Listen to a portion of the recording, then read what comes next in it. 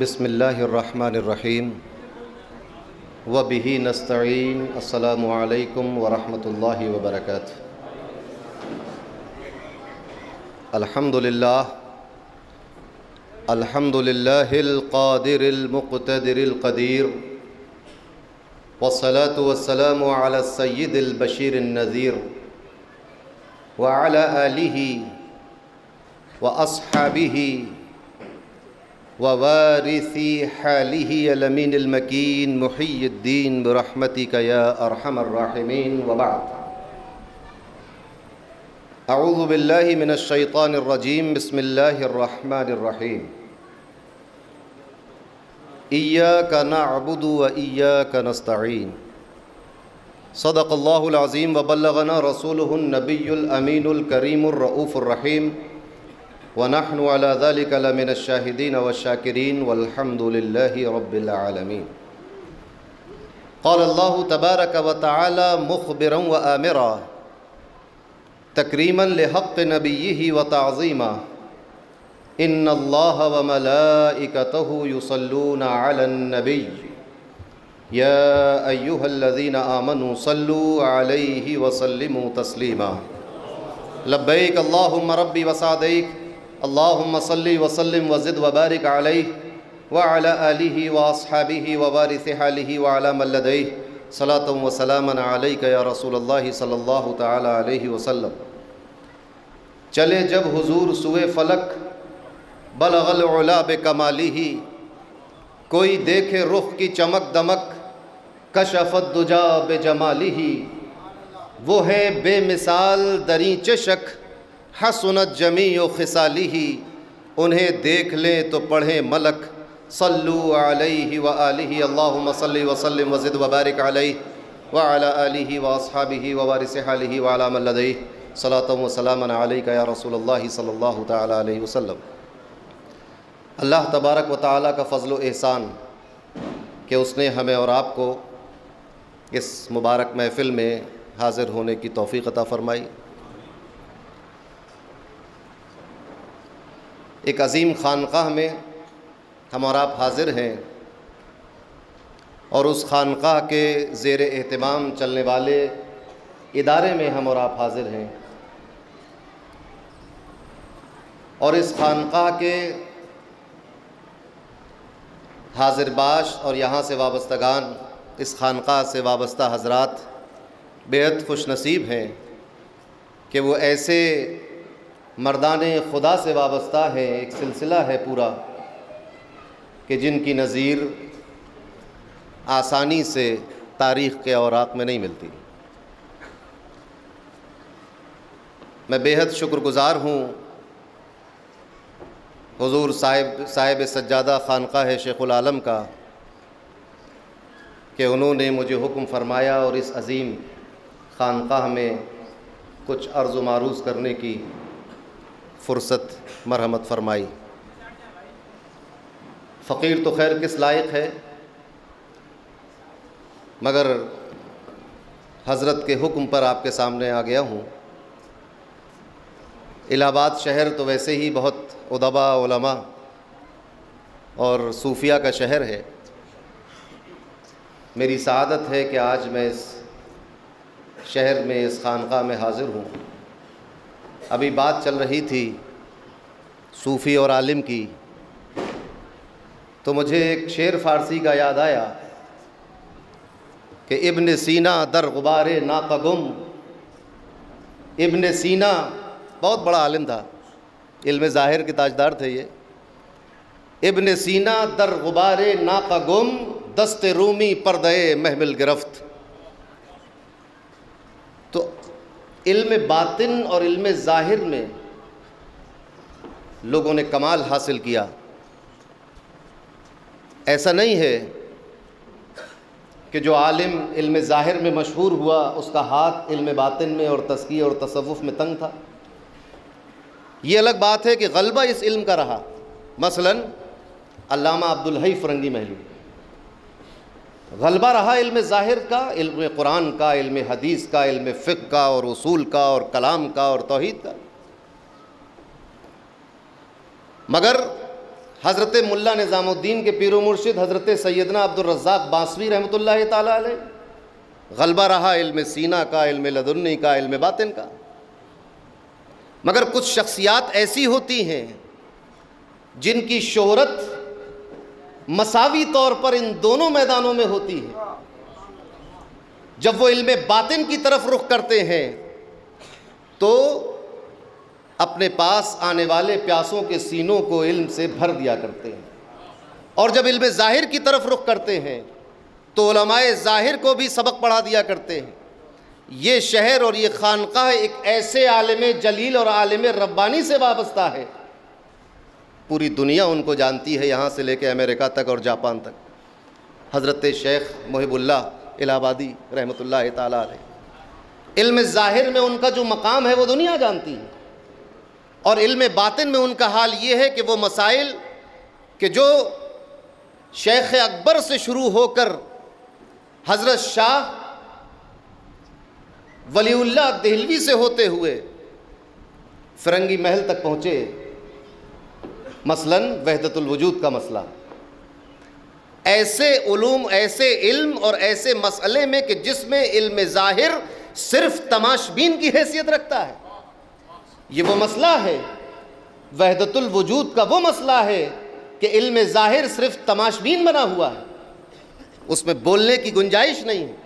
ایسے سخت اور ایسے الہامی مسئلے پر حضرت محب اللہ الہ آبادی کے رسائل موجود ہیں، ان کی تفہیمات موجود ہیں۔ علم تصوف ہو یا علم ظاہر ہو، علم قرآن ہو، علم حدیث ہو، ہر میدان میں یکساں طور پر ان کو دسترس حاصل ہے۔ تو الحمدللہ، اور یہی حال اس سلسلے کا رہا ہے۔ اس سلسلے میں، سلسلہ چشتیہ صابریہ میں، رودولی شریف کے سلسلے میں اگر آپ دیکھیں گے تو ایک طرف معقولات کے علماء اور ائمہ موجود ہیں، تو دوسری طرف علم شرع کے ائمہ موجود ہیں، تو ایک طرف علم باطن اور علم لدنی کے بھی ائمہ موجود ہیں۔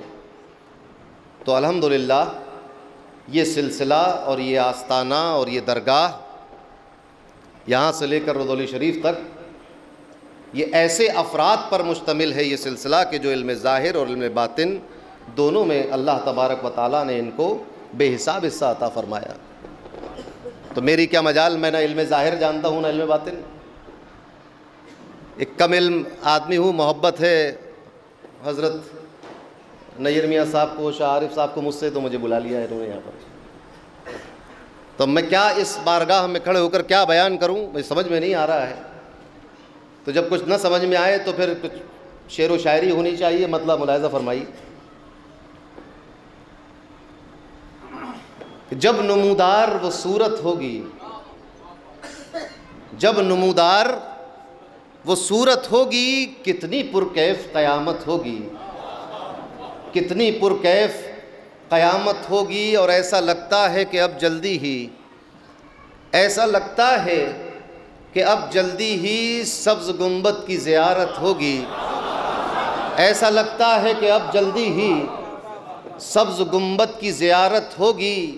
اور خلد کو ڈھونڈنے والوں سن لو، خلد کو ڈھونڈنے والوں سن لو، ماں کے قدموں ہی میں جنت ہوگی، ماں کے قدموں ہی میں جنت ہوگی۔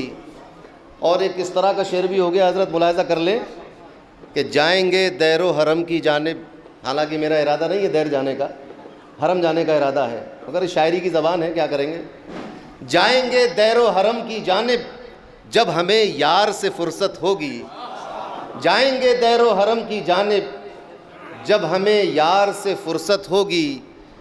اور خواب ہی میں سہی آ جائیں کبھی، خواب ہی میں سہی آ جائیں کبھی، ایک ذرا آپ کو زحمت ہوگی، ایک ذرا آپ کو زحمت ہوگی۔ اور یہ شعر بھی چونکہ خانقاہ میں ہوں تو پڑھ دیتا ہوں، ورنہ عام طور سے اس کو پڑھنے کی میں ہمت نہیں کر پاتا ہوں کہ کیا چلے جاؤ گے میرے دل سے، کیا چلے جاؤ گے میرے دل سے، کیا کبھی تم سے یہ ہجرت ہوگی، کیا چلے جاؤ گے میرے دل سے، کیا کبھی تم سے یہ ہجرت ہوگی۔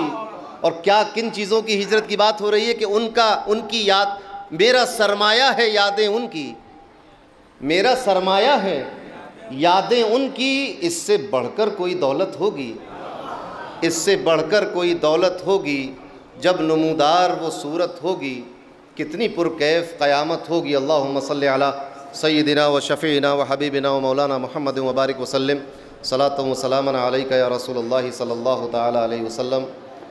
محترم سامعین و حاضرین، اس وقت جس ماحول میں ہم جی رہے ہیں، خاص طور سے مذہبیات کے حوالے سے، عقائد کے حوالے سے، علم دین کے حوالے سے، ہر مسلمان اور ہر باشعور شخص جانتا ہے کہ حالات ناگفتہ بے ہونے کی حد تک خراب ہو چکے ہیں۔ ایسے ماحول میں ابھی آپ نے سنا کہ قرآن کتاب ہدایت ہے، تو اسی قرآن کو پڑھ کر اس کی غلط ترجمانی کر کے، غلط مفاہیم بیان کر کے آج امت میں ایک بڑا تفرقہ پھیل گیا ہے۔ یہ امت مرحومہ جس نے سرحدوں کی پرواہ نہیں کی، جس نے رنگ و نسل کی پرواہ نہیں کی، جس نے لسانیات یعنی زبان و بیان کی پرواہ نہیں کی، جو ان تمام قیود سے بالا تر آفاقی پیغام لینے والی، نبی کریم صلی اللہ علیہ وسلم کا کلمہ پڑھنے والی یہ امت، یہاں سے لے کر دنیا کے ایک آخری کونے تک یہ امت ایک امت ہے۔ اب اس میں جو تفرقہ پڑا، اس میں جو بٹوارے ہوئے، اس کی بھی اپنی ایک تاریخ ہے اور ایک سائیکلوجی ہے۔ یاد رکھیے کہ جہالت کی بنیاد پر کوئی فرقہ نہیں بنتا، فرقہ بنتا ہے علم کی بنیاد پر۔ یعنی جب نبی کریم نے اعلان کیا اور کلمہ دیا، صحابہ نے اس کو قبول کیا، کوئی فرقہ نہیں تھا، ایک امت تھی۔ اب وہ دین آگے بڑھا، ہوتے ہوتے لوگوں نے اب جب تک زبان رسول اللہ صلی اللہ علیہ وسلم قرآن کی ترجمانی فرما رہی تھی، کوئی اختلاف نہیں تھا۔ صحابہ جب قرآن کی ترجمانی کر رہے تھے، کوئی اختلاف نہیں تھا۔ مگر جب یہ زمانہ دور ہوا، نبی کریم سے زمانہ دور ہوا، صحابہ سے زمانہ دور ہوا، تو اب قرآن کریم کی آیات کی تشریحات کی بنیاد پر فرقوں کا وجود عمل میں آیا۔ کسی نے کہا، آپ کو حیرت ہوگی، اب تو ابھی اپنے زمانے کے فرقے دیکھ رہے ہیں نا، مگر آپ ذرا سوچیں کہ کیا یہ کوئی کہہ سکتا ہے کہ قبر میں مردے کو نہ کوئی عذاب ہوگا نہ کوئی نعمت ملے گی؟ اور قرآن پڑھ کر لوگوں نے یہ بات کہی، ایک فرقہ بن گیا۔ کیا یہ ہو سکتا ہے کہ کوئی دنیا کی کوئی چیز، آپ نے تو اپنے گھر میں یہ سنا ہوگا کہ ایک پتا بھی اللہ کی مرضی کے بغیر نہیں ہلتا، مگر اسی امت کے کچھ لوگ الگ ہو گئے اور فرقہ بنا، اور انہوں نے کہا کہ اللہ نے جو صلاحیت، جو طاقت اشیاء میں رکھ دی ہے، اب وہ اشیاء اپنے آپ سے کام کر رہی ہیں، ان کا اللہ سے کوئی تعلق نہیں ہے۔ فرقہ بنا، علم کی بنیاد پر بنا۔ اگر ان کو فلسفے کے وہ اصول نہ آتے، قرآن کی تفسیر کا علم نہ ہوتا، حدیث پڑھنا نہ آتی ہوتی، یونانی فلسفے میں دسترس نہ ہوتی، تو یہ فرقے کیسے بنتے جو فلسفے کی بنیاد پر بنے؟ یعنی اسی امت کے کلمہ پڑھنے والوں نے یہ بات کہنا شروع کر دی کہ الجزء الذی لا یتجزا باطل نہیں ہے، اور باطل ہے۔ اس پر اتنا معاملہ بنا کہ حشر و نشر پر سوال اٹھنے لگے کہ قیامت بھی ہوگی کہ نہیں ہوگی۔ یہ علم کی بنیاد پر، عقل کی بنیاد پر۔ عقل عیار ہے، 100 بھیس بدل لیتی ہے۔ عشق بیچارہ نہ ملا ہے، نہ واعظ نہ فقیہ، تو عقل تو اپنے بھیس بدل کر آ رہی تھی۔ کوئی علم فلسفہ لا رہا تھا، کوئی قرآن کو دکھا کر، کوئی احادیث کو دکھا کر۔ آپ کو حیرت ہوگی کہ صحابہ کرام کے درمیان نبی کریم کے ظاہری حیات سے پردہ فرما لینے کے بعد جب کوئی شخص صحابہ کے پاس آ کر یہ کہتا کہ قال رسول اللہ صلی اللہ علیہ وسلم، تو صحابی اس کی جانب سے منہ پھیر لیتا تھا اور یہ کہتا تھا کہ تم نے تو رسول اللہ کو نہیں دیکھا، اس کا نام بتاؤ جس سے تم یہ قول سن کر آئے ہو۔ آپ کیسے کہہ سکتے ہیں کہ رسول اللہ نے فرمایا؟ آپ یہ کہیے کہ ہم نے فلاں سے سنا ہے کہ رسول اللہ یہ فرماتے تھے۔ اتنی احتیاط تھی صحابہ کے درمیان، مگر اس کے بعد کیا ہوا؟ لوگوں نے احادیث گڑھنا شروع کر دیں. فرقہ بنا، کلمہ پڑھنے والے، نماز پڑھنے والے، روزہ رکھنے والے، حج کرنے والے، مگر گڑھ لی، فرقہ بن گیا. تو فرقے بازی علم کی بنیاد پر ہوتی ہے، جہالت کی بنیاد پر صرف اقتدا ہو سکتی ہے، فرقہ نہیں بن سکتا. فرقہ نہیں بن سکتا، صرف پیچھے چل سکتے ہیں آپ جہالت کی بنیاد پر. مگر ایسی جہالت بھی اچھی ہے جو فرقہ بندی سے بچا لے، یہ بھی غنیمت ہے. فرقے بننے لگے اور یہ عالم ہو گیا کہ ہر زمانے میں آپ کو معلوم ہوگا کہ ایک زمانہ یہ تھا جب اہل سنت والجماعت کی پہچان یہ تھی کہ چمڑے کے موزے پہنے جائیں اور اس پر مسح کیا جائے. اس زمانہ تھا، اہل سنت والجماعت کا معمول تھا اس بات پر کہ خف پہنا کرتے تھے، مسح ہوتا تھا خف کے اوپر. غرض یہ کہ علم کی بنیاد پر علم کا میدان اتنا وسیع ہے. اب یہ بات بھی سمجھتے چلیے کہ علم، چونکہ ہم ایک ادارے میں بیٹھے ہیں، قرآن کریم کو حفظ کرنے والوں کی بھی دستار بندی ہونی ہے، اور پھر یہاں سے دستار بندی ہو کر انشاءاللہ اللہ نے توفیق دی تو وہ اصل مرکز کی طرف لوٹیں گے جہاں پر اس قرآن کے مفہوم و معانی بیان کیے جاتے ہیں، جہاں سے عالم اور فاضل اور مفتی ہو کر بچہ جو ہے وہ ایک میدان کا عمل میں اترتا ہے اور ہزاروں تشنگان علوم کی سیرابی کا سبب بنتا ہے. جامعہ چشتیہ رضولی شریف، وہاں پہنچیں گے. علم جو ہے دراصل بنیادی طور پر علم کی اب تک کوئی ڈھنگ کی تعریف ہی نہیں ہو سکی، کیونکہ علم اللہ کی صفت ہے. تو بندے کی عقل میں کہاں سے آئے گی یہ بات؟ اپنے اپنے حساب سے لوگوں نے علم کی، کسی نے کہا الحاضر عند المدرک، یہ علم ہے کہ جو ذہن میں حاصل ہو جائے.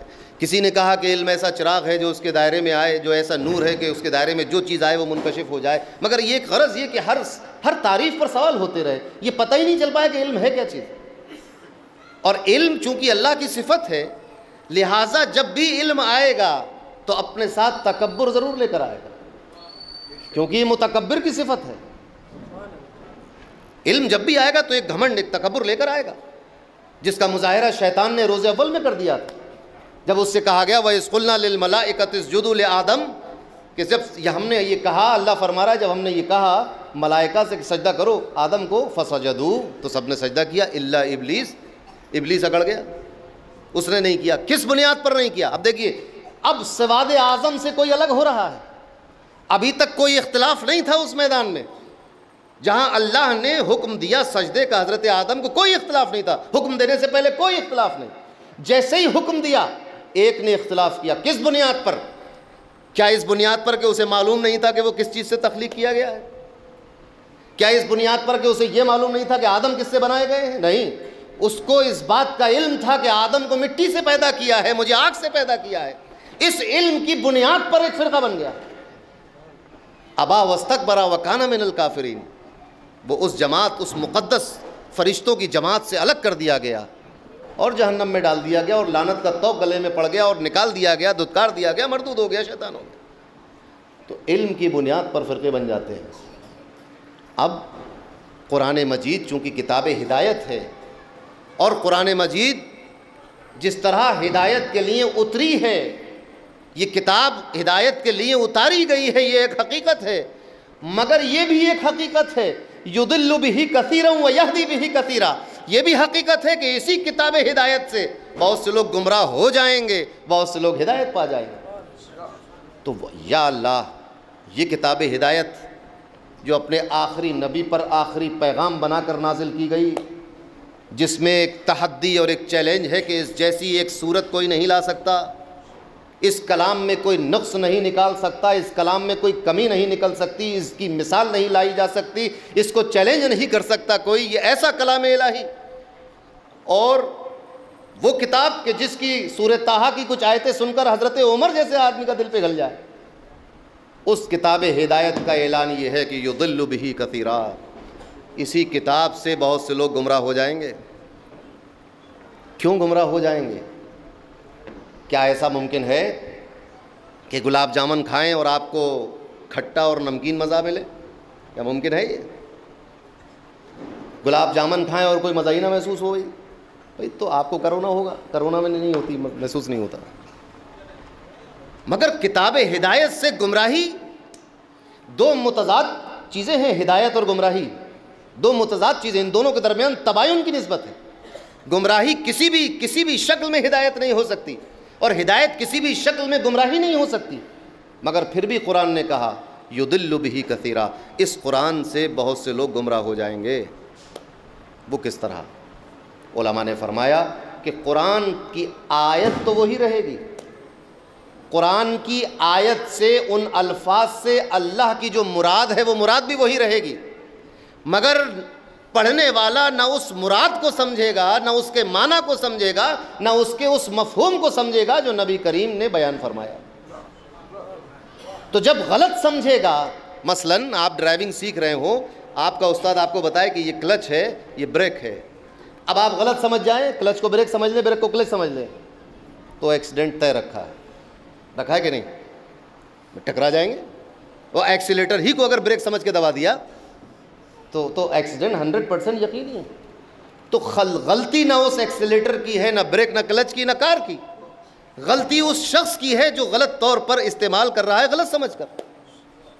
میری بات سمجھ میں آئی؟ پیٹرول اگر کار میں ڈالیں گے تو کار میں طاقت آ جائے گی، تیزی سے چلے گی، مگر وہ پیٹرول اگر آگ میں ڈال دیں گے، یہ سمجھ کر کہ آگ بجھا لیں، تو آگ بجھے گی نہیں، بڑھ جائے گی۔ سمجھ میں آئی بات؟ اب قرآن کریم کی آیات تو وہی ہیں، آیت نہیں بدلی۔ دیکھیے دھوکہ کیا ہے، ہم یہ سمجھتے ہیں کہ جس نے قرآن کی آیتوں میں تبدیلی کی کوشش کی وہ گمراہ ہے، ایسا نہیں ہے۔ قرآن کے مفاہیم سے چھیڑ چھاڑ کرنا بھی گمراہی ہے اور کفر ہے، بلکہ یہ کہنا اپنے دل کے معنی کو قرآن کی آیت پر چپکانا اور یہ کہنا کہ یہ قرآن کا معنی ہے، یہ کفر ہے، کیونکہ قرآن کا معنی اللہ کی مراد ہے۔ اب اللہ کی مراد تو دور رہی، اپنی مراد کو اللہ کی مراد کہہ دینا، یہ کون سا ایمان ہو سکتا ہے؟ تو خرابی اور گمراہی وہاں سے آتی ہے، نہ آیت بدلی، نہ شان نزول بدلا، نہ اس کا سیریل بدلا، نہ اس آیت کو کسی دوسری صورت میں رکھا، مگر پھر بھی اس آیت کو پڑھ کر بندہ ہو گیا گمراہ۔ تو ہمیں ضرورت اس بات کی ہے کہ ہم قرآن کو اس طور پر سمجھیں کہ جس طور پر سمجھنے کے بعد یہدی بہ کثیرا ہوتا ہے، کہ بہت سے لوگ ہدایت پاتے ہیں۔ اسی ضمن میں نے اس آیت کریمہ کی بہت مختصر آیت، اور پوری دنیا کا مسلمان بالغ اور نابالغ سب جانتے ہیں اس بات، ایاک نعبد و ایاک نستعین۔ بندہ کہہ رہا ہے سورہ فاتحہ ہے، الحمدللہ رب العالمین الرحمن الرحیم مالک یوم الدین ایاک نعبد۔ کیا کہہ رہا ہے بندہ؟ کہ اے اللہ، ایاک، ہم صرف تیری ہی عبادت کرتے ہیں، تیری ہی عبادت کرتے ہیں، وَإِيَّاكَ نَسْتَعِينُ، اور صرف تجھ سے ہی مدد طلب کرتے ہیں۔ بات سمجھ میں آئی؟ یہ اس آیت کریمہ کا ترجمہ ہے، ہم تیری ہی عبادت کرتے ہیں، ایاک نعبد، خاص کر دیا ہے، یعنی اس کے علاوہ اب عبادت نہیں ہوگی کسی کی، وَإِيَّاكَ نَسْتَعِينُ، اور صرف تجھ سے ہی مدد مانگتے ہیں، اب اس کے علاوہ کسی سے مدد بھی نہیں مانگی جائے گی۔ اب اس آیت کریمہ کو پڑھ کر بہت سارے لوگوں نے جو تشریح کی، وہاں سے فرقے کا دروازہ کھلا، اب سواد اعظم سے الگ ہوتے جا رہے ہیں، کیونکہ تشریح گڑبڑ ہو رہی ہے۔ صحیح اور غلط تشریح سمجھ کر اس پر عقیدہ بنانا اور فکر بنا لینا، یہی فکر گمراہ فکر کہلاتی ہے، اور یہی عقیدہ گمراہ عقیدہ کہلاتا ہے۔ آپ دیکھتے ہوں گے ایک درگاہ میں آپ حاضر ہیں، خانقاہ میں بیٹھے ہوئے ہیں، رضولی شریف جاتے ہیں وہاں بھی ایک درگاہ ہے، خانقاہ ہے، گنگو جائیں گے وہاں بھی ایک درگاہ خانقاہ ہے، کلیئر جائیں گے وہاں بھی درگاہ خانقاہ ہے، اجمیر شریف جائیں گے وہاں بھی، دلی جائیں گے وہاں محبوب الہی کا آستانہ ہے، اور آپ اور دن رات یا رسول اللہ یا علی یا غوث یا خواجہ کر رہے ہیں، مدد طلب کر رہے ہیں، اور جو مدد طلب کر رہے ہیں وہ کوئی چھوٹے موٹے آدمی بھی نہیں، یعنی محبوب الہی جیسا شخص، یا غریب نواز کہہ رہا ہے، قطب الاقطاب حضرت قطب الدین بختیار کاکی جیسا، وہ یا غریب نواز کہہ رہا ہے، بھئی اپنے پیر و مرشد کو مدد کے لیے طلب کر رہے ہیں۔ شیخ العالم مخدوم رضولی رضی اللہ تعالیٰ عنہ یا صابر کہہ رہے ہیں۔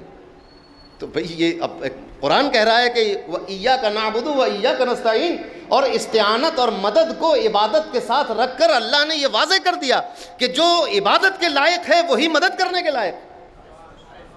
یعنی ہم یہ کہتے ہیں نا لا معبود الا اللہ، تو اب مطلب یہ ہوگا لا معین الا اللہ، اللہ کے سوا کوئی مددگار بھی نہیں، یہی مطلب ہوا اس کا۔ اور جس طرح اللہ کے ساتھ کسی اور کی عبادت شرک ہے، اسی طرح اللہ کے ساتھ کسی اور سے مدد مانگنا بھی شرک ہوگا۔ لگ گیا شرک کا فتویٰ، اور 80-90% امت مشرک ہو گئی. ایک فرقہ بنا کہ نہیں؟ ہم سب لوگ مشرک ہو جائیں گے کہ نہیں ہو جائیں گے ایک ذرا سی دیر میں؟ اب یہاں سے اختلاف شروع ہو جائے گا. اچھا یہ لوگ جو بیچارے 5 وقت نماز پڑھ رہے ہیں، تہجد پڑھ رہے ہیں، روزے رکھ رہے ہیں، حج کر رہے ہیں، زکوٰۃ دے رہے ہیں، قرآن پڑھ رہے ہیں، صدقہ کر رہے ہیں، سب کچھ کر رہے ہیں، اور ہو گئے مشرک کس بنیاد پر؟ کہ مدد کے لیے پکار لیا غریب نواز کو، جبکہ اللہ نے کہا ہے کہ ایاک نعبد و ایاک نستعین، ہم صرف تیری عبادت کرتے ہیں اور تجھ سے ہی مدد مانگتے ہیں. یہ مسئلہ عام طور سے ہے کہ نہیں مارکیٹ میں؟ اسی پر تو شرک کا فتویٰ ہے. اور لوگ کہتے ہیں کہ اگر تمہیں شرک دیکھنا ہو تو دیکھو محبوب الہی کی درگاہ میں کیا ہو رہا ہے، دیکھو غریب نواز کے یہاں کیا ہو رہا ہے. ابھی میں ایک کلپ دیکھ رہا تھا ایک ہفتہ پہلے ایک شخص کی، کوئی ڈاکٹر صاحب ہے، وہ یہ کہہ رہے ہیں کہ پہلے چونکہ سب لوگ یہاں پر کفرستان تھا، غریب نواز، اور غریب نواز کا نام تو نہیں لیا اس نے کہا کہ بعد میں سب لوگ کنورٹ ہوئے، مسلمان ہوئے، تو پہلے وہ جو تھے وہ بت قدوں میں جاتے تھے، اب مزاروں پہ جاتے ہیں. یعنی آپ حیرت کریں، پہلے صنم خانوں میں جاتے تھے، اب مزارات پہ جاتے ہیں. دھیرے دھیرے چھوٹ جائے گی عادت کی. یہ کہا اس شخص، اس کو بیچارے کو یہ معلوم ہی نہیں کہ درگاہ اور مزار ہے کس کام کے لیے. وہ یہ سمجھ رہا ہے کہ جس طرح پرستش غیر اللہ کی کوئی کرتا ہے کسی صنم کے سامنے، کسی بت کے سامنے، اسی طرح مزاروں کے ساتھ آ کر بھی یہ حرکت کی جائے. کیوں؟ کیونکہ ایاک نعبد و ایاک نستعین تو اس کے ہاتھ میں موجود ہے کتاب. مسئلہ کیا ہے کہ قرآن کریم کو سمجھنے کے لیے نہ صرف یہ کہ عربی آنی چاہیے، بلکہ علوم شرع کا جاننا بھی ضروری ہے. تفسیر کے کچھ اصول ہیں، عقائد کے کچھ اصول ہیں، ضوابط ہیں، پھر اصول فقہ ہے. جب تک ان سب چیزوں کو ہم نہیں جانیں گے اس وقت تک ہم قرآن کی صحیح ترجمانی نہیں کر سکتے. اور پھر سب سے ضروری بات یہ ہے کہ جس وقت میں وہ قرآن نازل ہوا ہے اس وقت میں اس لفظ کا معنی کیا تھا، جب تک یہ نہیں سمجھ میں آئے گا آپ کو، آپ قرآن کی تشریح نہیں کر سکتے. جس وقت میں قرآن نازل ہو رہا ہے ایاک نعبد و ایاک نستعین، اسی وقت میں لوگ ایک دوسرے سے مدد بھی مانگ رہے ہیں. آپ ذرا سوچیں کہ حضرت ابراہیم علیہ السلام کو جب آگ میں ڈالا جانے والا تھا تو جبریل علیہ السلام نے آ کے کہا کہ کوئی ضرورت ہو تو بتائیے مدد کر دوں. ایسا تو ہو نہیں سکتا کہ شریعت محمدی میں شرک کچھ اور ہے اور ابراہیم علیہ السلام کے زمانے میں شرک کچھ اور تھا. یہ تو ہو نہیں سکتا. شرک تو ہر دور میں شرک ہے. ایسا نہیں ہو سکتا کہ اب اللہ مددگار ہے، پہلے اللہ مددگار نہیں تھا، پہلے کوئی بھی مدد کر سکتا تھا. اصول تو شرع کا، توحید کا، وحدانیت کا ایک ہی رہے گا ہر دور میں. تو اس دور میں اچھا قرآن میں اللہ تبارک و تعالیٰ بتا رہا ہے ہمیں. اور دوسری بات یہ بھی جان رکھی، جیسے استعانت جس میں ایاک نعبد و ایاک نستعین، یہ جو نستعین لفظ آیا اس کا ہم معنی کوئی لفظ آپ کہتے ہیں ہیلپ یا مدد یا کوئی دوسرا لفظ استعمال کریں، معنی تو وہی رہا نا.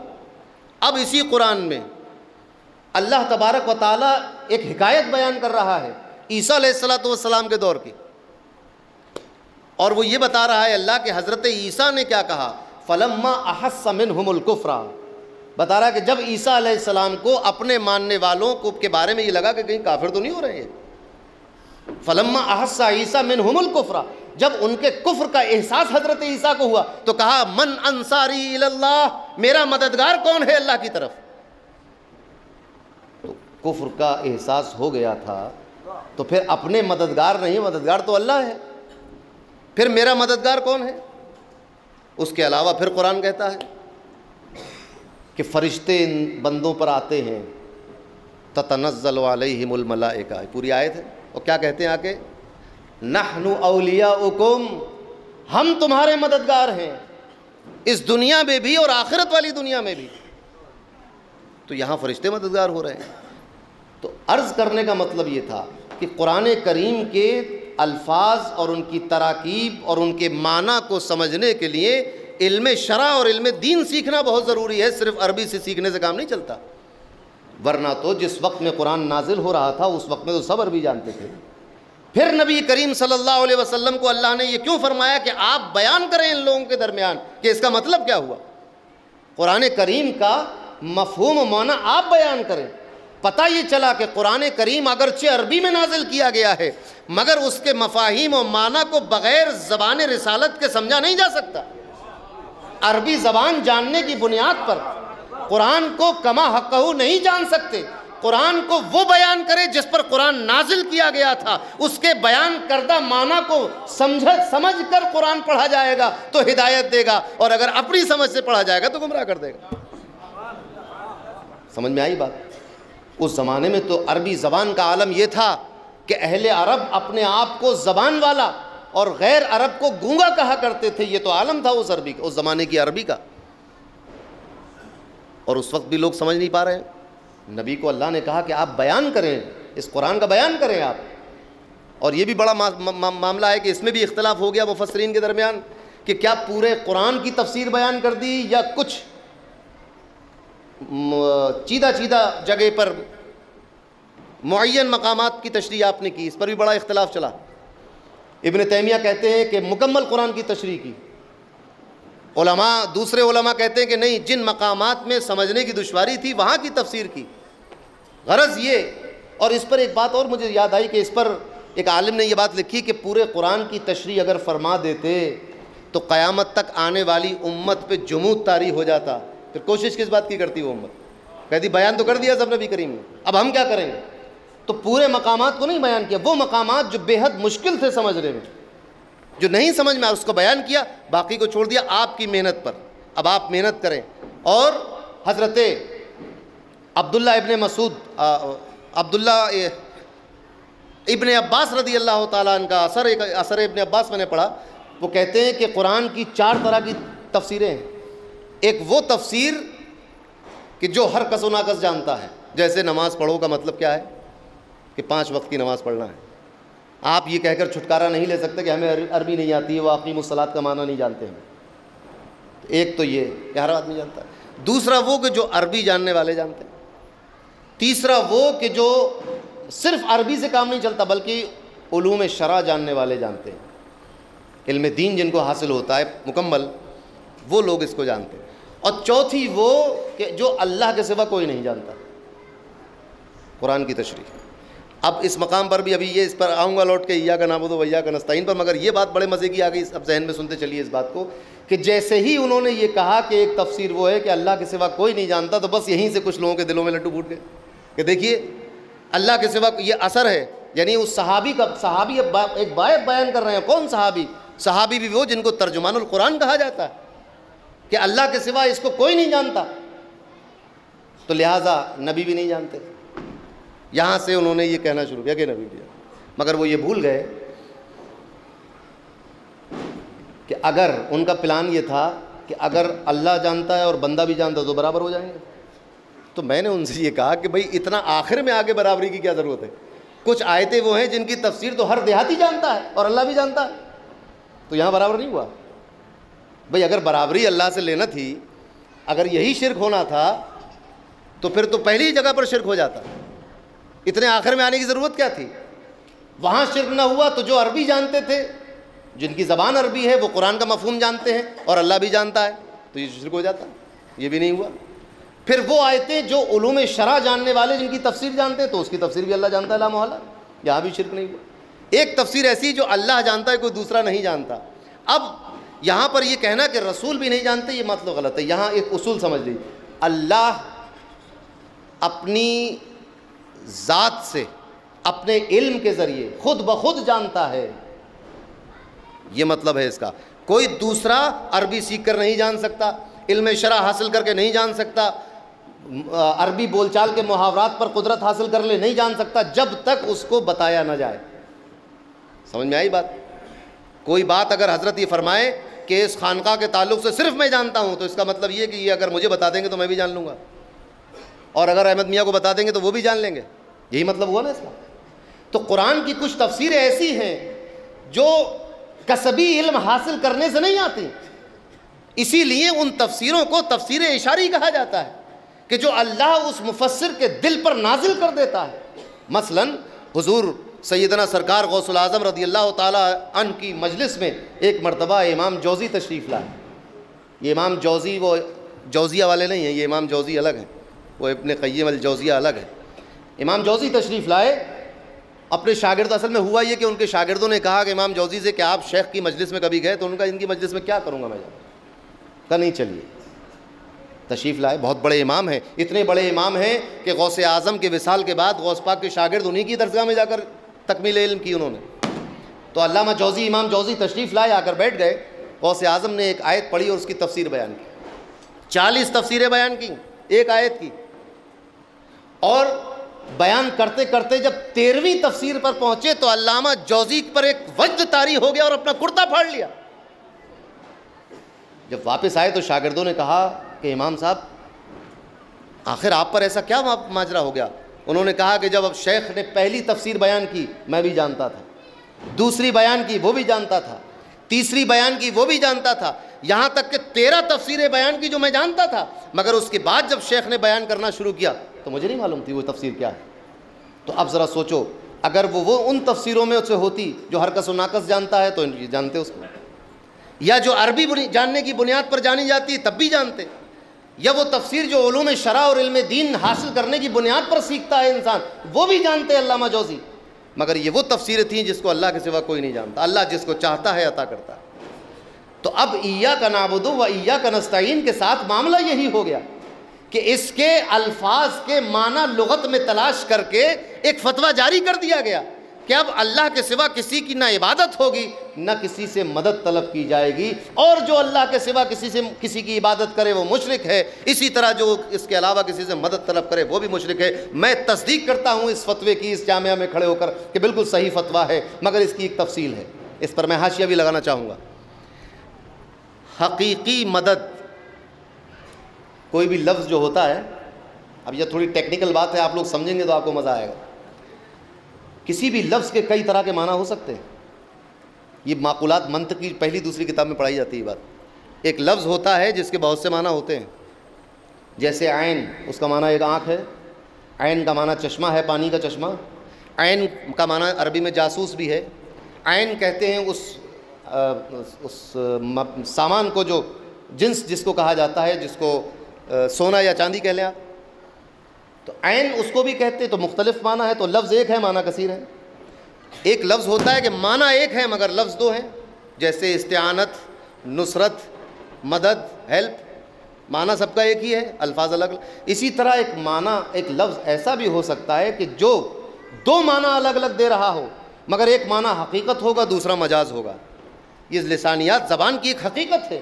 مثال کے طور پر توبہ، توبہ خالص عبادت ہے، یعنی آپ غیر اللہ کی توبہ نہیں کر سکتے کہ میں آپ سے توبہ کرتا ہوں ان سے توبہ کرتا ہوں، نہیں۔ جیسے دعا صرف اللہ سے کی جا سکتی ہے، نماز صرف اللہ کے لیے پڑھی جا سکتی ہے، روزہ صرف اللہ کے لیے رکھا جا سکتا ہے، تو توبہ صرف اللہ سے کی جا سکتی ہے، کسی دوسرے سے نہیں کر سکتے۔ مگر ہم دیکھتے ہیں کہ صحیح احادیث میں حضرت ام المومنین حضرت عائشہ صدیقہ رضی اللہ تعالی عنہ فرماتی ہیں، اتوب الی اللہ و الی رسولہ، میں نے اللہ سے توبہ کی اور اللہ کے رسول سے توبہ کی۔ اب یہاں تو معاملہ پھنس گیا کہ توبہ تو عین عبادت ہے، اور کون کر رہا ہے؟ ام المومنین، یعنی وہ ذات گرامی کہ جو رسول اللہ صلی اللہ علیہ وسلم کی بیوی ہیں اور اس امت کی ایک عظیم فقیہہ ہیں، ایک عظیم مفسرہ ہیں۔ یعنی جب حضرت فاروق اعظم کے پاس کوئی مسئلہ ایسا ہو جاتا کہ مختلف رائے بن جاتی تھیں تو کہتے تھے سیدہ سے پوچھ کر آؤ کہ اس کی رائے کیا ہے، ان کا کہنا کیا ہے، ان کا موقف کیا ہے اس بارے میں۔ اس پائے کا علم تھا۔ اب وہ صحابیہ بھی ہیں، ام المومنین بھی ہیں، ازواج رسول اللہ سے میں بھی شمار کی جاتی ہیں، پھر ایک صحابی کی بیٹی ہیں، ایک صحابی کی پوتی ہیں، اور نہ جانے بے شمار لوگوں کی، نہ جانے کتنے عورتوں اور مردوں کی استاذ بھی ہیں جنہوں نے قرآن سیکھا ان سے، حدیث سیکھی ان سے، اور حدیث کی راویہ بھی ہیں بہت بڑی۔ وہ کیا کہہ رہی ہیں؟ اچھا یہ حدیث ایسی ہے کہ اس کو کوئی چیلنج بھی نہیں کر پایا، ورنہ تو ایک فیشن چلا ہے کہ یہ حدیث ضعیف ہے، اس کو ضعیف بھی نہیں کہہ پائے۔ تو اب اس میں تاویل کی، دیکھیے ایک لفظ آپ سیکھے، تاویل۔ پتہ یہ چلا کہ جب مسلمان کوئی ایسا جملہ بول رہا ہے جو نہیں بولنا تھا، تو یہ فتویٰ نہ دینا کہ وہ کافر ہو گیا، بلکہ ڈھونڈا جائے گا کہ تعویل کیا ہے۔ اب اس میں تعویل کی ان کا بھی توبہ کا ایک اصطلاحی معنی ہے، ایک لغوی معنی ہے۔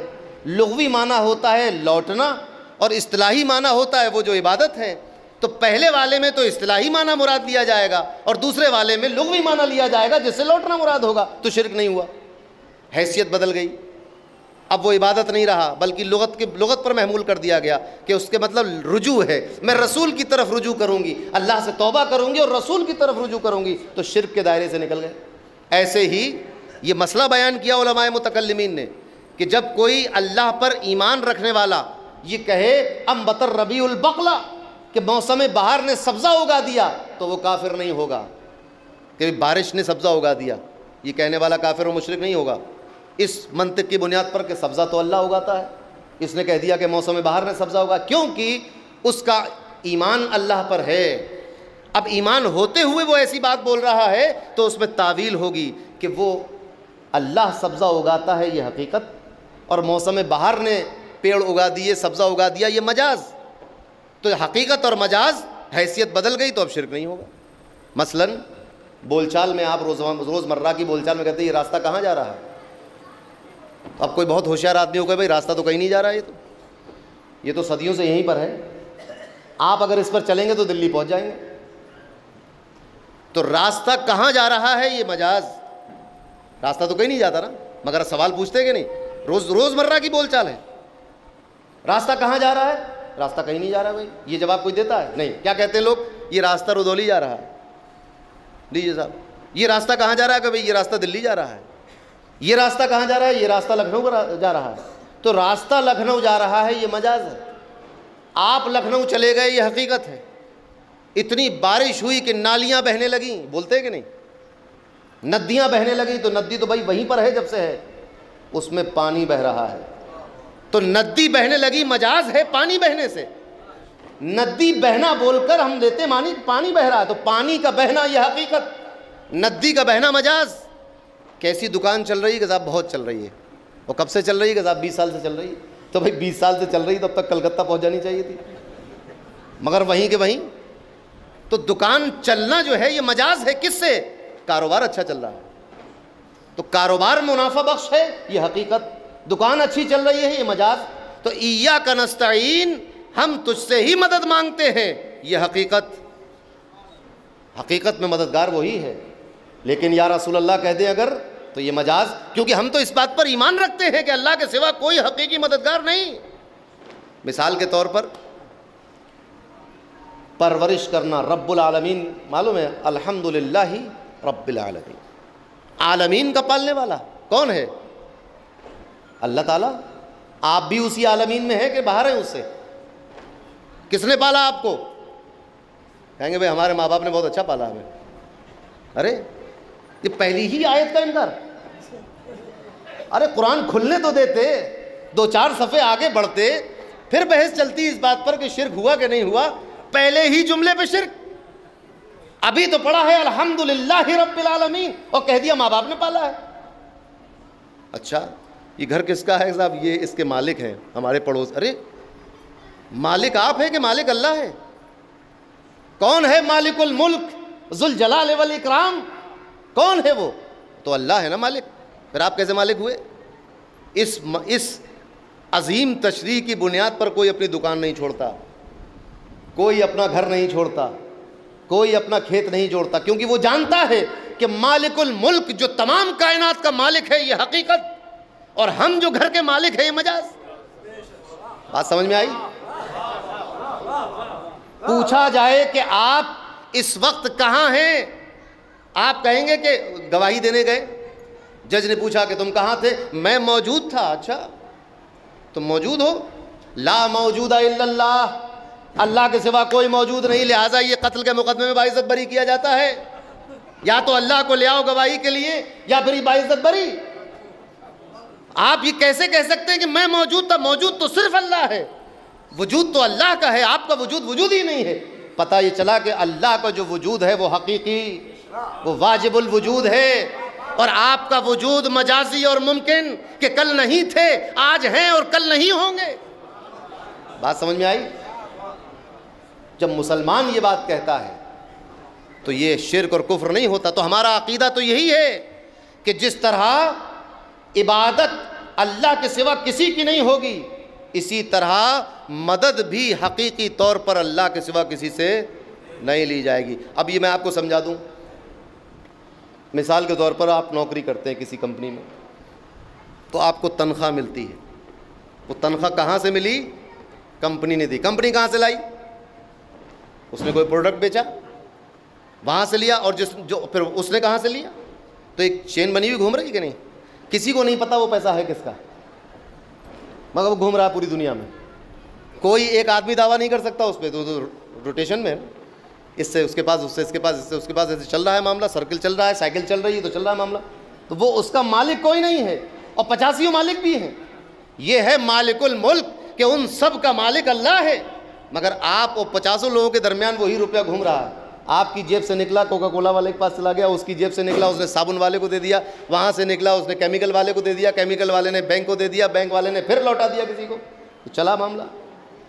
مگر اللہ مالک ہے اس دنیا کے تمام مال و اسباب کا، مگر مجازی طور پر آپ بھی مالک ہیں۔ تو اب آپ نے کہا یا رسول اللہ، یا آپ نے کہا یا غریب نواز مدد کر دیجئے، تو غریب نواز نے کہاں سے مدد کی؟ کس سے لائے؟ انہوں نے کہا یا علی، مثال کے طور پر، تو علی کہاں سے لائے؟ کہا انہوں نے کہا یا رسول اللہ، تو رسول اللہ کہاں سے لائے؟ تو بات پہنچی اللہ تک۔ بات پہنچی کہاں تک؟ تو اپنی حقیقت کی طرف اشیاء لوٹ جاتی ہے۔ جو مدد غریب نواز سے ہندوستان میں آ رہی ہے، اگر تو یہ غریب نواز کی ذاتی ہوتی تو ہندوستان کو ضرورت نہیں تھی، مسلمان کو نہیں ضرورت تھی، مگر یہ غریب نواز کی ذاتی نہیں ہے، یہ غریب نواز نے لی ہے خواجہ عثمان ہرونی سے، انہوں نے لی ہے چشت شریف سے، انہوں نے لی خواجہ مودود حق چشتی سے، ہوتے ہوتے سلسلہ پہنچا حسن بصری تک، وہاں سے مولائے کائنات، اور ان کا ہاتھ مالک و مختار کائنات کے ہاتھ میں ہے، اور وہ یہ شخصیت ہے کہ جن کے ہاتھ کو قرآن کہہ رہا ہے ید اللہ فوق ایدیہم۔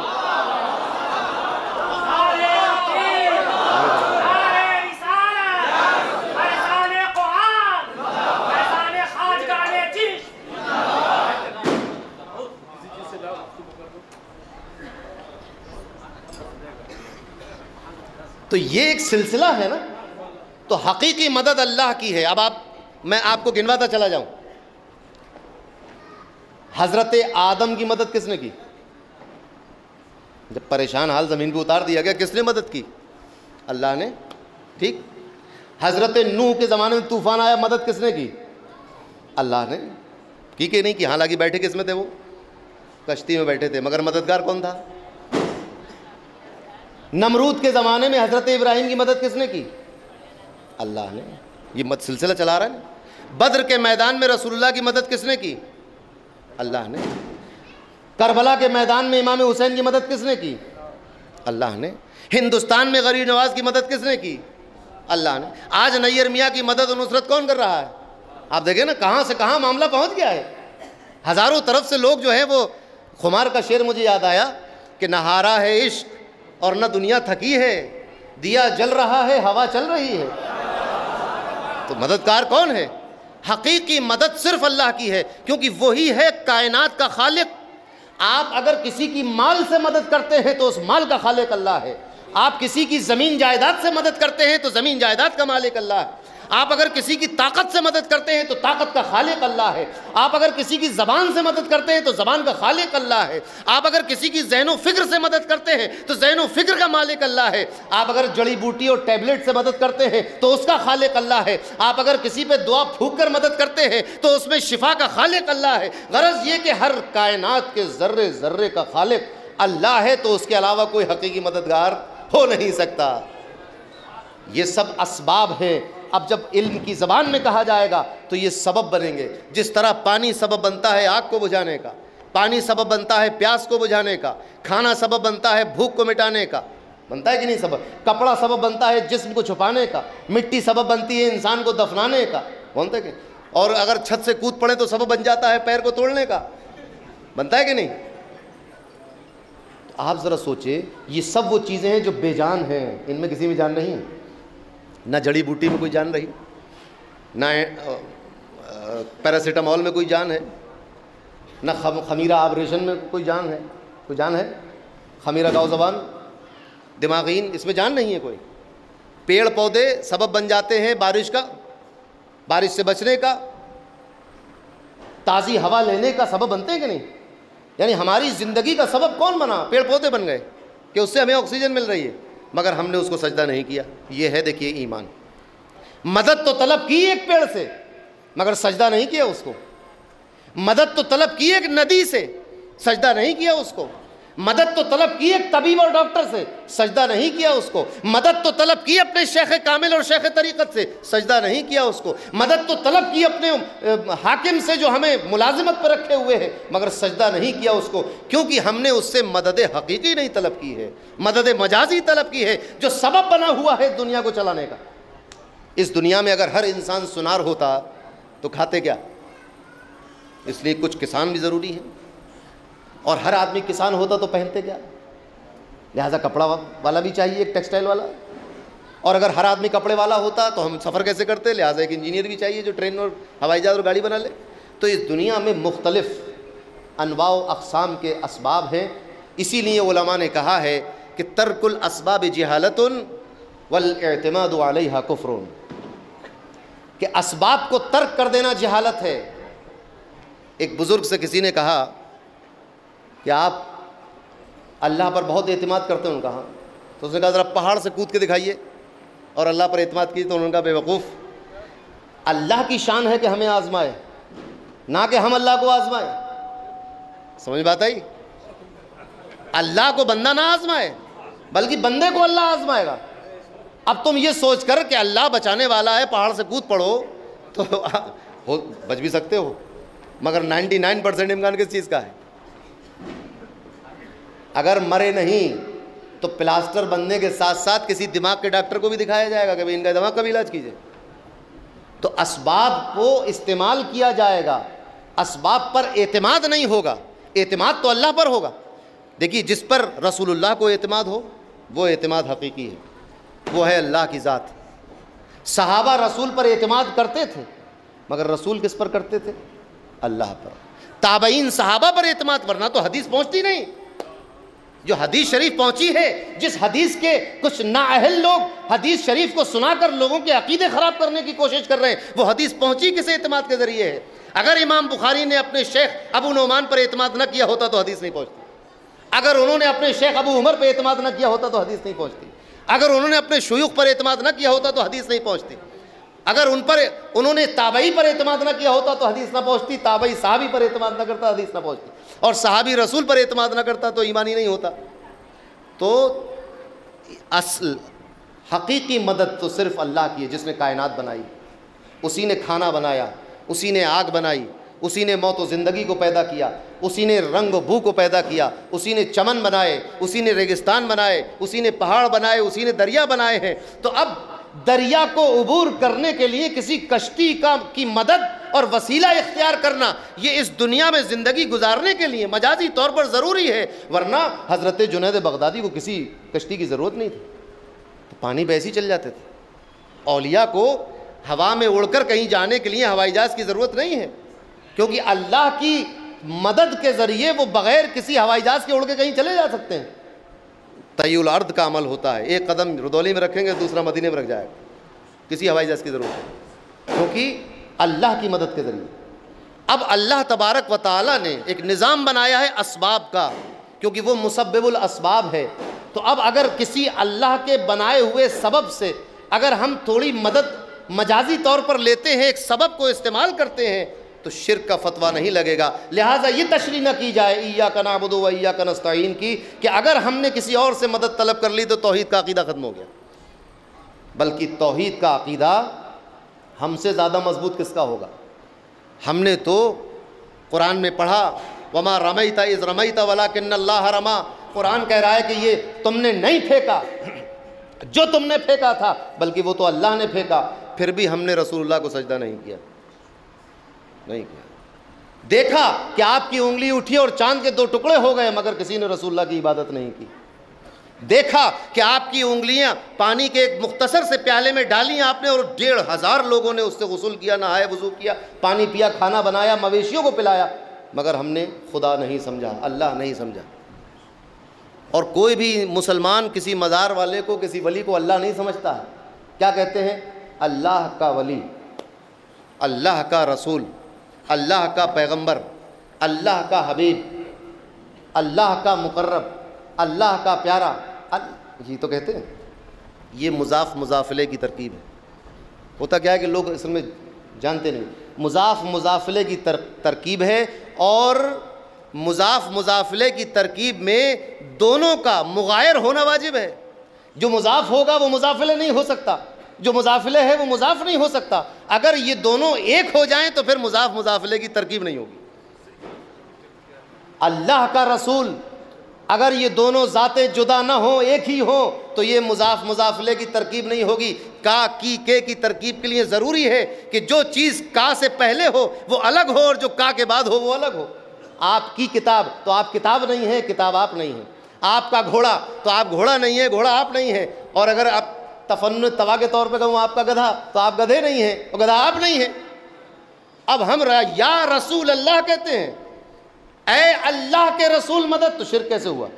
ہم نے یہ اقرار کیا کہ جو رسول ہے وہ اللہ نہیں ہے, جو اللہ ہے وہ رسول نہیں ہے. اقرار کرنے کے بعد, اتنا بڑا اقرار کرنے کے بعد اگر ہم مدد طلب کر رہے ہیں تو یہ ماننا ہوگا کہ ہم اس مدد کو ایاک نعبد و ایاک نستعین سمجھ کر نہیں کرتے, بلکہ مجازی طور پر اللہ کا قرب حاصل کرنے کے لیے اللہ کے رسول کے پاس جاتے ہیں.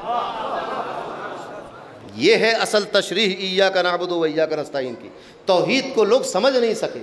توحید وحد یوحد, توحید کا مطلب ہوتا ہے ایک کرنا, ایک کریے. اب اگر توحید کا لغوی معنی لے کے بیٹھ جاؤ تو کوئی آدمی موحد ہو ہی نہیں پائے گا, کیونکہ توحید کہتے ہیں ایک کرنے کو. الہکم الہ واحد, تمہارا معبود ایک ہے. اب آپ ڈکشنری کھول لیجئے کہ واحد کو کیا کہتے ہیں. ڈکشنری میں لکھا ہوگا الواحد نصف الاثنین, واحد 2 کا آدھا ہوتا ہے. الواحد نصف الاثنین, 2 کے آدھے کو ایک کہا جاتا ہے. یہ ڈکشنری میں لکھا ہوا ہے. اب آپ مان لیجئے الہکم الہ واحد کا ترجمہ کیجئے کہ تمہارا معبود 2 کا آدھا ہے. 2 کا آدھا ہے وہ. بھائی عربی جانتے ہیں نا آپ, الہکم الہ واحد, اور واحد کسے کہتے ہیں؟ الواحد نصف الاثنین, واحد 2 کا آدھا ہے. اس کو واحد عددی کہا جاتا ہے فلسفے کی زبان میں. یہ واحد عددی ہے.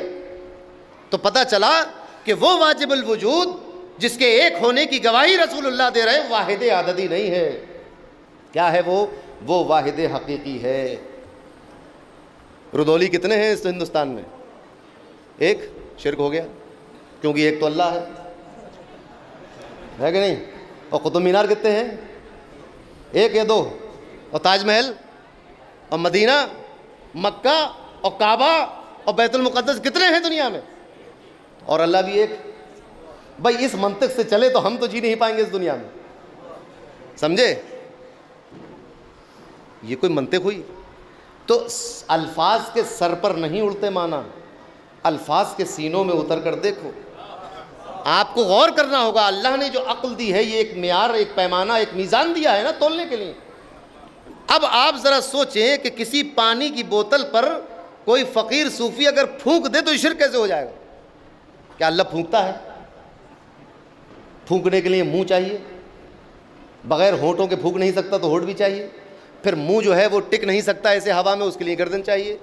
گردن ایسے نہیں رک سکتی, اس کے لیے سینہ چاہیے. سینہ ایسے نہیں رک سکتا, اس کے لیے ٹانگیں چاہیے. تو پتہ چلا کہ آپ گئے تھے الہکم الہ واحد کہتے ہوئے اور لوٹے جو ہے زنار ڈالے ہوئے اور ٹیکا لگائے ہوئے. الفاظ قرآن کے ساتھ یہ مذاق اور کھلواڑ ہے. قرآن نے کہا ایاک نعبد و ایاک نستعین, ہم صرف تیری عبادت کرتے ہیں, صرف تجھ سے مدد مانگتے ہیں. تو صرف تجھ سے مدد مانگتے ہیں کا مطلب حقیقی مددگار تیرے سوا کوئی نہیں, جس طرح حقیقی پالنے والا تیرے سوا کوئی نہیں. ماں جو پرورش کر رہی ہے وہ پرورش حقیقی نہیں ہے. ماں کو کس نے پالا؟ اس کی ماں نے. اور اس کو کس نے پالا؟ اس کی ماں نے. اور ایسے مسئلہ چلا حضرت حوا تک, ان کو کس نے پالا؟ تو وہ پالنے والا حقیقی ہے. اور دوسری بڑے مزے کی بات یہ ہے کہ پہاڑوں کا پالنے والا کون؟ اللہ نے کیا کہا؟ وہ تو رب العالمین ہے. تو پہاڑوں کو کس نے پالا؟ پہاڑوں پالنے والی چیز ہے پہاڑ. آج کل پالنے کا شوق ہو گیا, آج کل چیتے پال رہے ہیں لوگ. پہاڑوں کو کس نے پالا؟ پہاڑ پالنے والی چیز نہیں ہے. سمندر پالنے تو کیا جب وہ پالنے والی چیز نہیں تو کیا اس کا رب نہیں ہے اللہ؟ سمندر کا رب نہیں ہے کیا؟ کیا پہاڑ کا رب نہیں ہے؟ کیا آسمان کا رب نہیں ہے؟ کیا چاند اور ستاروں کا رب نہیں ہے؟ اور کیا فرشتوں کا رب نہیں ہے؟ فرشتوں کو کس نے پالا؟ فرشتے پہلے چھوٹے تھے تو گود میں کھلایا گیا, فیڈر دیا گیا, یا ڈائپر باندھے گئے ان کو. فرشتے تو ایسے نہیں تھے. پھر فرشتوں کا بھی رب وہی ہے. فرشتے نہ کھانا کھاتے, نہ پانی پیتے, نہ پیاس لگتی ہے, نہ بیمار ہوتے ہیں.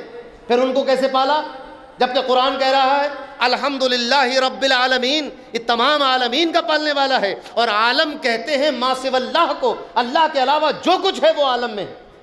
سب کو پالا اللہ نے. تو پہاڑ کھاتا پیتا نہیں مگر پھر بھی اللہ اس کا رب ہے. سمندر کھاتے پیتے نہیں مگر پھر بھی اللہ ان کا رب ہے. اور ہم کھاتے پیتے ہیں, ہمارا بھی رب ہے کہ نہیں؟ تو فرشتوں کو, پہاڑوں کو, سمندروں کو کھلانا پلانا نہیں ہوتا, مگر پھر بھی اللہ ان کا رب ہے اس بنیاد پر کہ ان کا وجود اللہ کے وجود سے ہے, اللہ کے پیدا کرنے سے ان کا وجود ہے. اس لیے کہا گیا کہ ان کا پالنے والا بھی وہی, کیونکہ ماں آپ کی پرورش اس لیے کرتی ہے کہ آپ کا وجود اس کے وجود سے. تو کسی کو پیدا کر دینا, وجود بخش دینا, یہی اس کا پالنا ہو جاتا ہے. ایسا پالنا جیسا بچے کو پالا جاتا ہے ایک الگ معنی, اور پہاڑوں سمندروں کو کا بھی رب ہے, اس کا وہ مفہوم نہیں ہے جو انسانوں کو پالنے کا مفہوم ہے, مگر وہ رب العالمین ہے. تو ایسے ہی وَإِيَّاكَ نَسْتَعِينُ, ہم تجھ سے ہی مدد طلب کرتے ہیں. اب یہ بات واضح ہوئی کہ اگر اللہ کے علاوہ کسی سے مدد طلب کریں گے تو مدد مجازی ہوگی, حقیقی نہیں ہوگی. جس طرح لوگ کہتے ہیں, یہ بھی کہہ دیتے ہیں کہ بھئی کھڑے ہو کر سلام پڑھنا بھی شرک ہے. کیونکہ ہم کھڑے ہوتے ہیں اللہ کے لیے. یہ بڑے مزے کی بات ہے. اللہ کے لیے کھڑے ہوتے ہیں نماز میں, قیام کرتے کہ نہیں کرتے؟ اب قیام آپ نے سلام پڑھنے کے لیے بھی کھڑے ہو گئے, لہٰذا یہ شرک ہو گیا. ارے بھائی تو مطلق کھڑا ہونا تو شرک نہیں ہے, کیوں کچھ لوگ کھڑے ہو کے پیشاب بھی کرتے ہیں, تو وہ تو کوئی عبادت نہیں ہے. آپ کو لگ رہا ہے دور سے کہ یہ شاید نماز پڑھ رہا ہے, مگر وہ عبادت نہیں کر رہا ہے, وہ رفع حاجت کر رہا ہے, آپ کے دیکھنے پر منحصر ہے. تو کھڑے ہو جانا خالی. اب آپ مجھے بتائیے کہ فجر کی نماز میں ایک شخص بے وضو کھڑا ہو گیا تو وہ عبادت میں ہے؟ اس کا کھڑا ہونا عبادت بنا؟ نہیں بنا نا.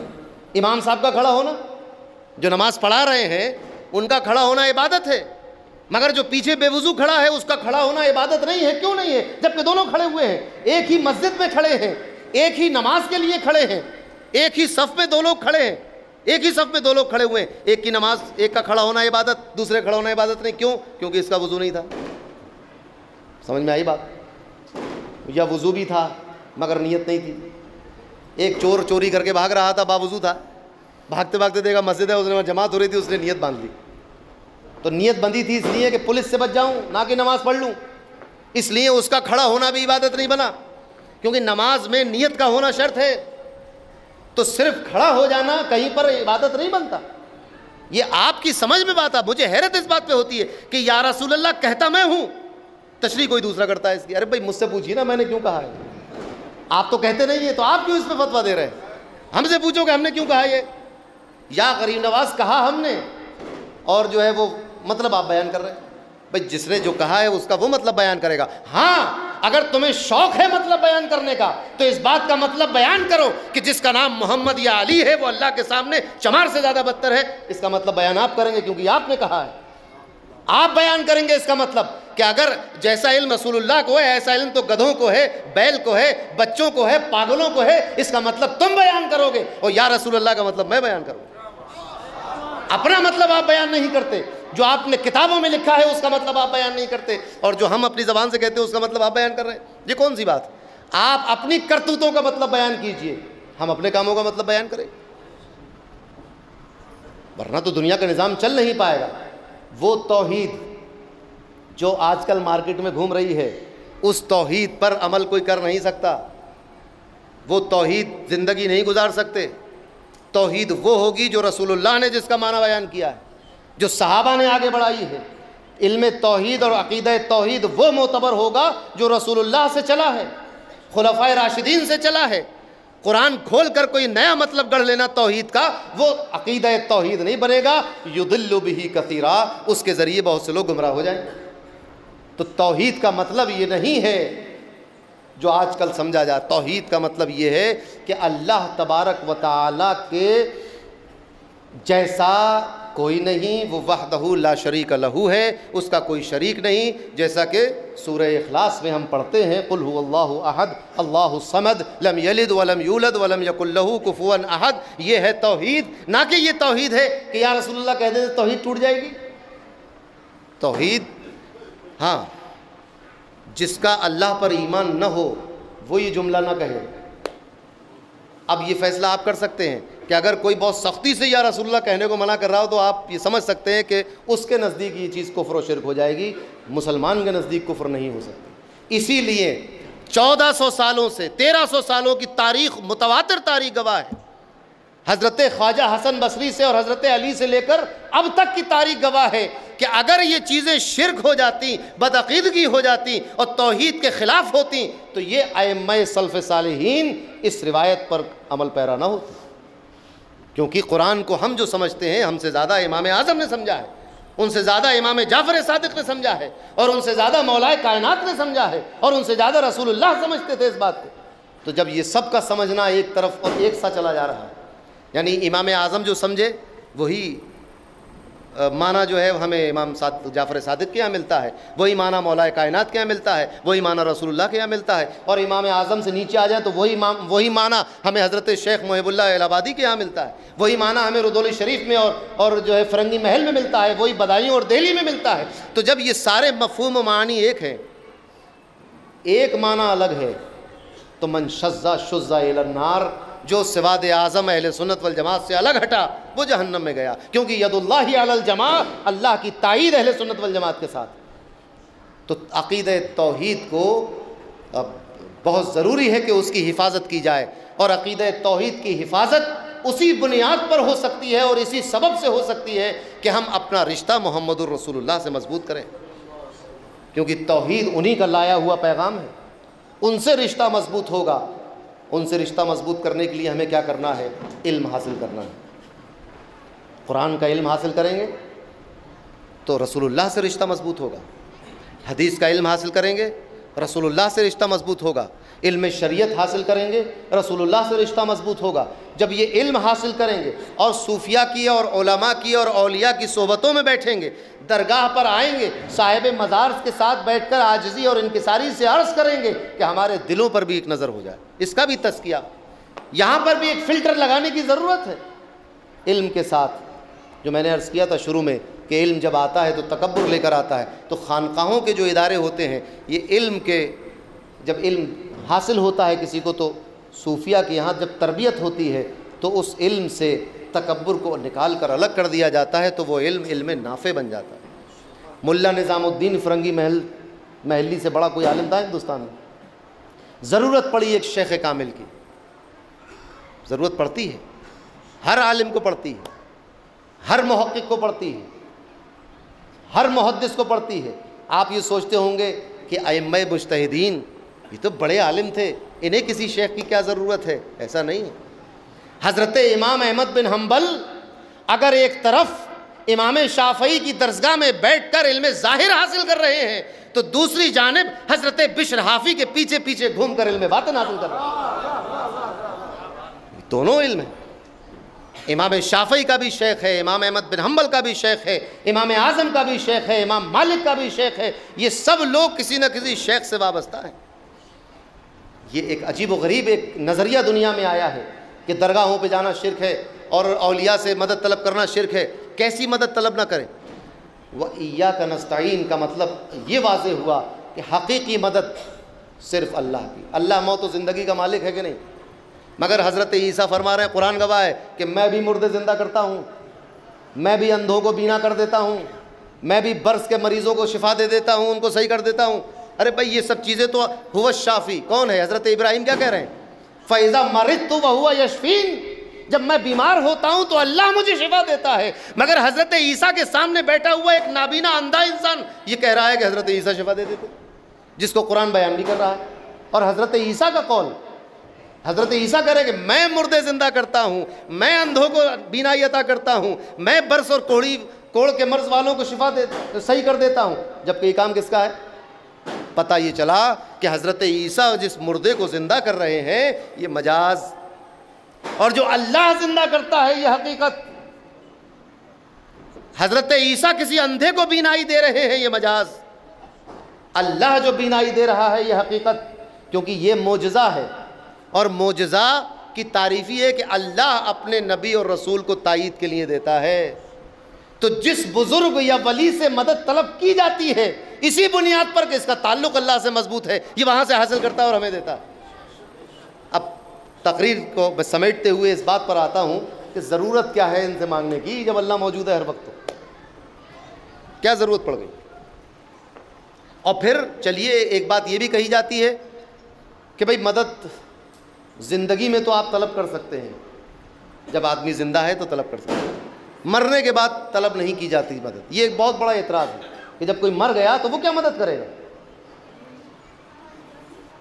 اس کو اس طرح سمجھیں، میرا سوال ان لوگوں سے یہ ہے کہ زندگی میں کسی آدمی سے مدد کیسے مانگ سکتے ہیں آپ؟ زندگی میں کیسے مدد کر سکتا ہے کوئی ولی یا کوئی پیر؟ مان لیجئے بیٹھا ہے مسند پر تو کیسے مدد کر دے گا؟ ارے بھئی اس کا اللہ سے تعلق ہے، نماز پڑھتا ہے، ولی ہے، اللہ کا دوست ہے، اللہ کا مقرب ہے، تو اللہ اس کے کہنے پر اس کی دعاؤں میں اثر دیتا ہے اور وہ کام ہو جاتا ہے، ٹھیک ہے۔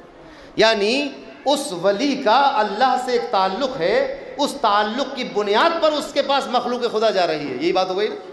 اب اس کا ہو گیا وصال، تو یہ مان لو کہ مرنے کے بعد اللہ سے تعلقات ختم ہو جاتے ہیں، یا تو یہ مان لیجئے، اور یہ ماننا کفر ہے، میں بتاتا چلوں آپ کو، مان نہ لیں یہ بات، مرنے کے بعد اللہ سے تعلق ختم ہو جانا یہ عقیدہ رکھنا کفر ہے، کیونکہ یہ بات تو پھر بہت آسان ہو گئی ابو جہل کے لیے، مر گئے قصہ ختم، اب اللہ سے کوئی تعلق بچا نہیں تو پھر عذاب کون دے گا؟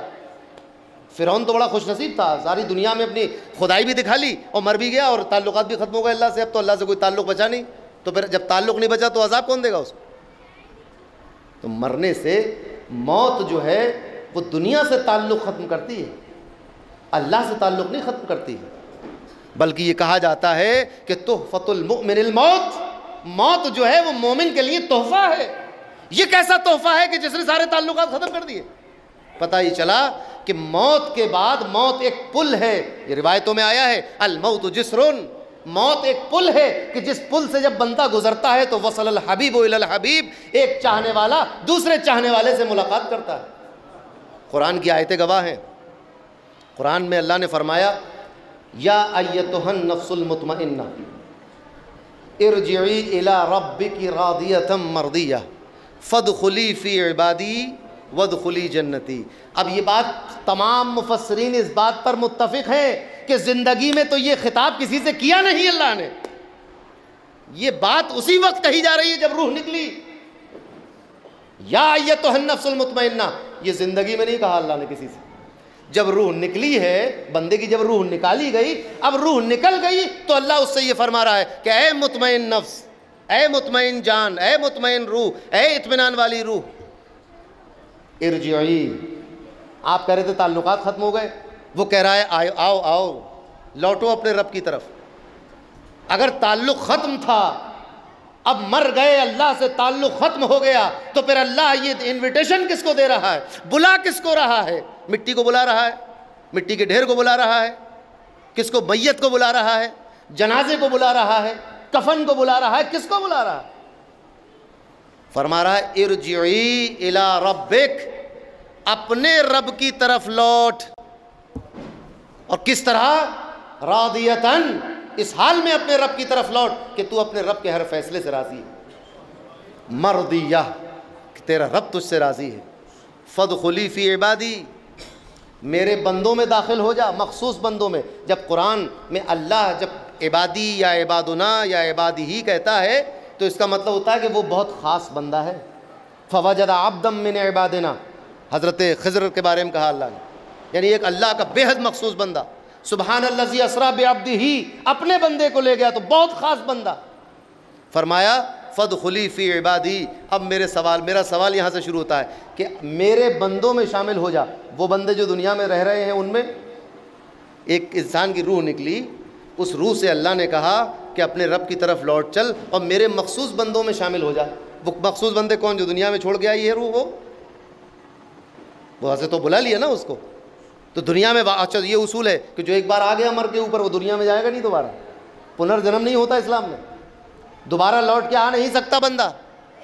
تو کون سے بندوں میں شامل ہو جا. اور مردوں کو بندہ نہیں کہا جاتا ہے. فادخلی فی عبادی, میرے بندوں میں شامل ہو. وہ بندے کون ہیں؟ وہ بھی اس دنیا سے جا چکے ہیں مگر وہ کہیں رہتے ہیں, کہیں جمع ہیں. ایک جماعت ہے, ایک گروہ ہے جہاں وہ رہتے ہیں. اس جگہ اللہ اس پیارے بندے کو بھی لے جانا چاہتا ہے. فرماتا ہے فادخلی فی عبادی, میرے بندوں کے مخصوص بندوں کی صفوں میں شامل ہو جا. وادخلی جنتی, اور میری جنت میں داخل ہو جا. کس کو کہا جا رہا ہے؟ مرنے کے بعد اگر اللہ سے تعلق ختم ہو گیا تو پتہ ہی چلا کہ موت بندے کا بندے سے تعلق ختم کرتی ہے, بندے کا اللہ سے تعلق ختم نہیں کرتی.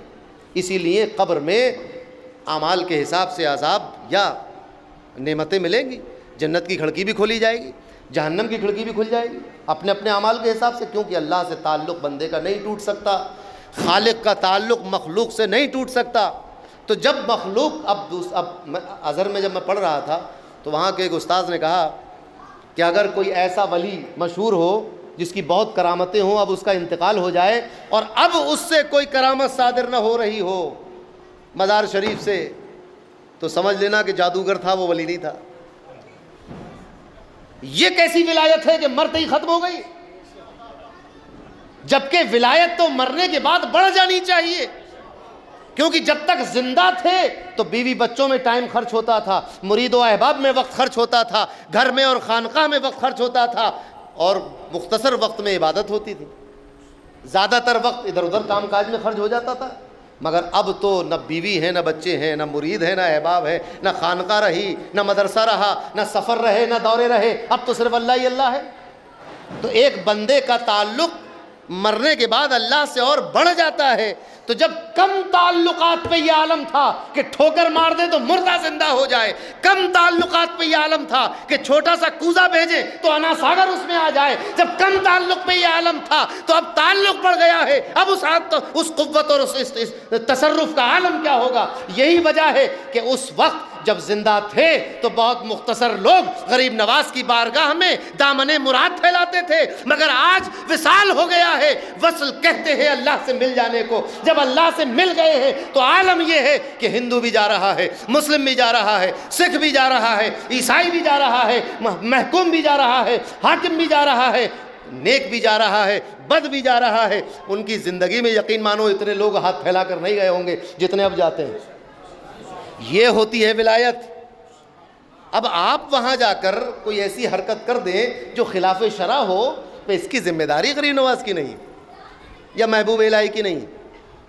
جس طرح کوئی مسلمان شراب پی لے تو قرآن کی ذمہ داری ہے یا حدیث کی ذمہ داری ہے یا رسول اللہ کی ذمہ داری ہے؟ کس کی ذمہ داری ہے؟ کسی کی نہیں, یا آپ کی اپنی ذمہ داری ہے.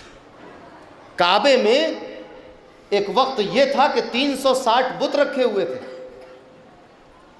کعبے میں, اور اسی بت کدے کا طواف کرنے کے لیے رسول اللہ جایا کرتے تھے.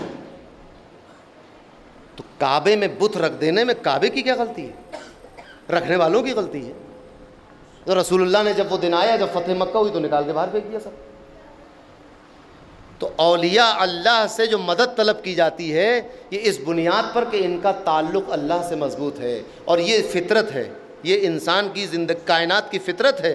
آپ کو دنیا میں بھی آپ مدد اسی سے طلب کرتے ہیں, جانتے ہیں کہ بھئی جو منتری سے قریب ہوگا, چیف منسٹر کے قریب ہوگا, جو ڈی ایم صاحب کے قریب ہوگا, نیتا کے, اسی سے مدد طلب کرتے ہیں, دنیاوی مدد. تو یہ اہل اللہ, چونکہ دنیا اللہ کی مخلوق ہے اور اپنی مخلوق میں تصرف کرنا یہ اللہ کی شان ہے, لہٰذا ایسے لوگوں کو پکڑو کہ جن کی بات اور جن کی پہنچ اللہ تک بہت مضبوط ہے, ایسے لوگوں کو پکڑو. تو پھر وہاں سے غریب نواز کے پاس جا کر لوگ کہتے ہیں کہ بیٹا نہیں ہے, بیٹا ہو جاتا ہے. اب یہ عقیدہ تو ہمارا نہیں, ہم سب سے بڑا چشتی کون ہوگا؟ ہمیں تو یہ خانقاہی چشتی خانقاہ ہے کہ نہیں؟ تو ہمارا تو عقیدہ یہ نہیں کہ غریب نواز خدا ہے، ہم تو نہیں مانتے یہ بات، مگر بیٹے مل رہے ہیں وہاں سے، کاروبار بھی مل رہا ہے، جھوٹے مقدموں میں لوگ پھنس جاتے ہیں، چھوٹ بھی جاتے ہیں، بہت سی اپنی عرضیاں لگاتے ہیں لوگ جا کر. کیوں؟ کیونکہ یہ کام ہے اللہ کا، کس کو نجات دینی ہے، کس پر عذاب کرنا ہے، کس کو جیل میں ڈالنا ہے، کس کو باعزت بری کرنا ہے، کس کو ذلیل کرنا ہے، کس کو عزت دینا ہے، کس کو اولاد دینی ہے، کس کو مال دینا ہے. یہ اللہ کی قدرت کا کام ہے، اور اللہ تبارک و تعالیٰ سے انسان بغیر کسی وسیلے کے بھی مانگ سکتا ہے اور وسیلے سے بھی مانگ سکتا ہے. ایک جگہ مجھ سے کسی نے سوال کر دیا کہ کیا وسیلہ دے کر ہی مانگنا ضروری ہے، کیا ویسے بغیر وسیلے کے اللہ نہیں دے گا؟ یہ آخری بات ہے اس تقریر کی،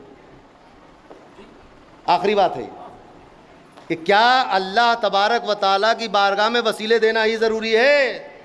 کیا وہ بغیر وسیلے کے نہیں دے سکتا؟ میں نے کہا بالکل دے سکتا ہے، مگر یہ بتاؤ کہ اگر وسیلہ دے دیا تو قدرت سلب ہو جاتی ہے کیا؟ اگر وسیلہ دے ہی دیں ہم کہ اللہ رسول اللہ کے وسیلے سے دے، تو اب قدرت کم ہو گئی، اب نہیں دے پائے گا. ایسا ہے کیا؟ ایسا تو نہیں.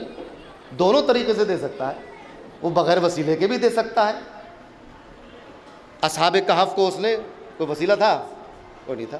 حضرت نوح کو، حضرت ابراہیم کو، مگر کبھی کبھی کسی کو وسیلے سے دیتا ہے. جیسے حضرت موسیٰ علیہ السلام کو جو سکھانا تھا وہ حضرت خضر کے وسیلے سے سکھایا گیا، قرآن گواہ ہے اس بات.